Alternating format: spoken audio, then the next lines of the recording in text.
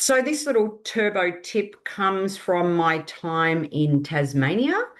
Went to the East Coast, spent some time at Freycinet, and ended up renting an Airbnb right on the water at a place called Sandpiper Beach. Wow, what a peaceful place.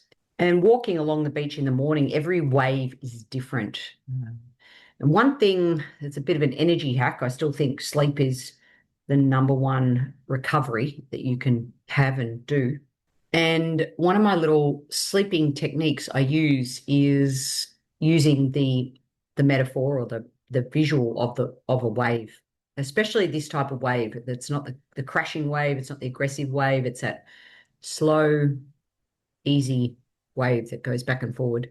And I count down from 10 and imagine drawing the number 10 in the sand and then just letting the gentle wave wash over 10, and then as it pulls it back, the 10 disappears.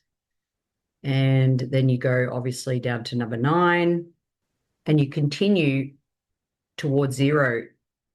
If your mind wanders off, you just accept it and you start back at 10. And I've never got to 0 and then had to start at 10 again. So it is a great way to fall asleep. I have a very overactive mind, especially if I have a presentation or a workshop coming up. I tend to rehearse at 3 a.m., which is not useful, by the way. So my turbo tip is to be inspired by Sandpiper Beach. Wow, probably one of the most magical place I've ever seen. Coach M Turbo Tip is powered by Sam, the AI tool built for the coaching world. Coaches spend less time marketing and more time coaching, and clients find your perfect match without the romance, of course. Visit trysam.ai.